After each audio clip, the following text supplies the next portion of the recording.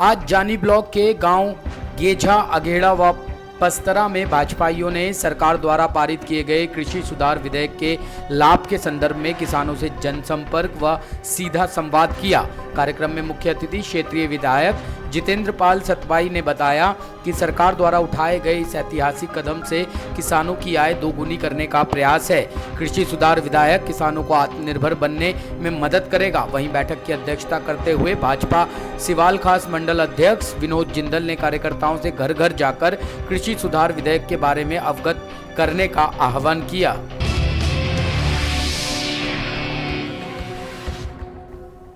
IPL सट्टेबाज गिरफ्तार। जनपद संभल में समाजवादी पार्टी के नेता आईपीएल मैच सट्टा कराते हुए पकड़े गए। पुलिस ने सपा नेता सहित 3 लोगों को गिरफ्तार किया। मौके से पुलिस ने 6 मोबाइल फोन, 1 टीवी और 1 लाख रुपए बरामद किए। सपा नेता की हिस्ट्री जब पुलिस ने खंगाली तो पता चला आरोपी सपा नेता पर पूर्व में हुए चुनाव में बूथ कैप्चरिंग करने का आरोप है। जनपद संभल में आईपीएल मैच पर सट्टे का कारोबार करने वालों पर ताबड़तोड़ कार्यवाही। जनपद संभल के कोतावली चंदोसी क्षेत्र के ब्रह्म बाजार में पुलिस ने एक मकान पर छापा मारा। पुलिस को पता चला कि आईपीएल मैच के सट्टे का अवैध कारोबार यहां किया जा रहा है। चंदोसी पुलिस ने 3 आरोपियों को गिरफ्तार किया। पुलिस से मिली जानकारी से पता चला कि आरोपी चंदोसी नगर पालिका से सपा पार्टी से वार्ड नंबर 9 का मेंबर है।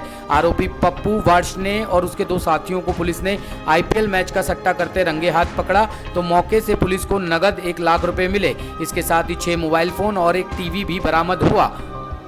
जब पुलिस ने आरोपी की पुरानी हिस्ट्री खंगाली तो पता चला आरोपी पप्पू वार्ष्णे उर्फ पप्पू पागल पर पूर्व में हुए चुनावों में बूथ कैप्चरिंग का भी मुकदमा दर्ज है।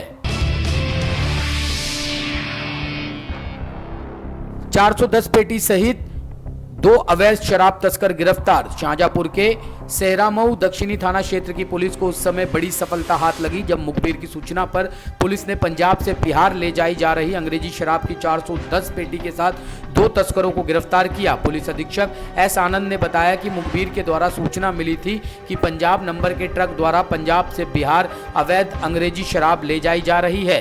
पुलिस ने घेराबंदी करके ट्रक सहित 2 शराब तस्करों को गिरफ्तार करने में सफलता हासिल की। साथ ही उनके कब्जे से 410 पेटी अवैध शराब बरामद की जिसकी कीमत करीब 35 से 40 लाख है। पकड़े गए दोनों अभियुक्तों को पुलिस ने जेल भेज दिया।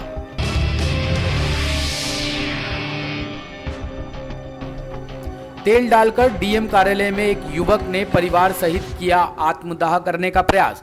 झांसी के जिला अधिकारी कार्यालय परिसर में एक दलित युवक ने अपने बच्चों समेत आत्मदाह करने का प्रयास किया जिससे वहां हड़कंप मच गया। गनीमत रही कि सुरक्षा व्यवस्था में लगी पुलिस ने समय रहते उनके हाथों से बोतल छीन ली। आत्मदाह के प्रयास के बाद प्रशासन हरकत में आया और उचित न्याय दिलाने का प्रयास किया। झांसी जिलाधिकारी कार्यालय परिसर में रोज की तरह आज भी फरियादियों का आना जाना लगा हुआ था। इन्हीं में से एक युवक अपने बेटे और बेटी के साथ जिलाधिकारी कार्यालय पहुंचा। इससे पहले कि कोई कुछ समझ पाता उसने अपने और अपने दोनों बच्चे के साथ आत्मदाह करने का प्रयास किया। यह देख वहां सुरक्षा व्यवस्था में लगे पुलिसकर्मी दौड़े और समय रहते उनके हाथों से बोतल छीन ली। पीड़ित ने अपना नाम नाथुराम अहिरवार निवासी भोजला सीपरी बाजार बताया। नाथुराम का आरोप है कि उसकी खेती की जमीन पर गांव के रहने वाले कुछ दबंगों ने कब्जा कर लिया है। जमीन पर कब्जा होने के बाद उनके साथ आर्थिक संकट गहराने लगा है। वह अपना और अपने बच्चों का भरण पोषण तक नहीं कर पा रहे हैं। उसकी पत्नी का काफी समय पहले ही निधन हो गया था। आर्थिक संकट के कारण वह अपनी बेटी की शादी भी नहीं कर पा रहा है। पीड़ित के मुताबिक इसकी शिकायत थाने की पुलिस व उच्च अधिकारियों से की गई लेकिन शिकायत को गंभीरता से नहीं लिया गया। मजबूरन उन्हें यह कदम उठाना पड़ा। इस घटना के बाद प्रशासन हरकत में आया। पीड़ित परिवार को उचित न्याय दिलाने का भरोसा दिया। एक नाथुराम अहिरवार करके ग्राम भोजला का रहने वाला है। वो व्यक्ति अभी आया था यहाँ एप्लीकेशन देने के लिए और उसने एप्लीकेशन दिया है। हमने उसको देख लिया है। इसकी कह रहा है कि हमारी ज़मीन है उस पर कोई यादव है, रामकमल यादव, वो अवैध कब्जा कर रहे हैं।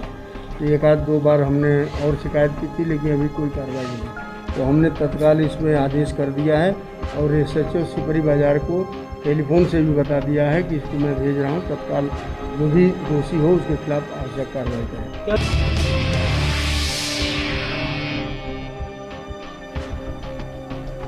निजीकरण के खिलाफ विद्युत कर्मियों का बेमियादी धरना जारी, भाकियू कार्यकर्ता भी हुए शामिल।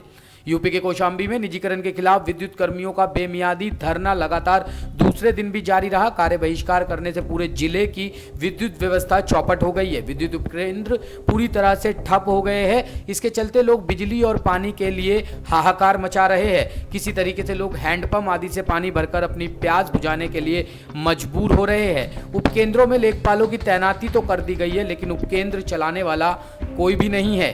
मंजनपुर विद्युत केंद्र में एसडीएम की टीम भी पहुंची है, पर वह भी विद्युत आपूर्ति नहीं बहाल करा सके। वहीं विद्युत कर्मियों का कहना है कि जब तक सरकार उनकी मांगे नहीं मानेगी तब तक वह धरना स्थल से नहीं हटेंगे। अब तो उनके धरने को गैर राजनीतिक दल के लोग भी समर्थन देने लगे हैं। भारतीय किसान यूनियन जिला अध्यक्ष नूरुल इस्लाम आज अपने दर्जनों समर्थकों के साथ धरना स्थल पर पहुंचे और पूरी तरीके से धरने को सहयोग करने की बात कही। उन्होंने कहा कि निजीकरण की समस्या विद्युत कर्मियों की ही नहीं है, बल्कि किसानों की भी है।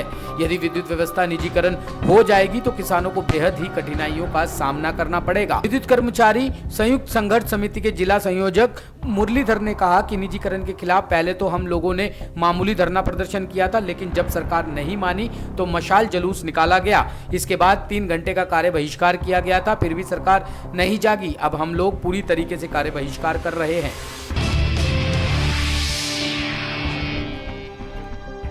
ग्रामीण विकास राज्य मंत्री साध्वी निरंजन ज्योति ने कृषि विधेयक पर की विस्तृत चर्चा।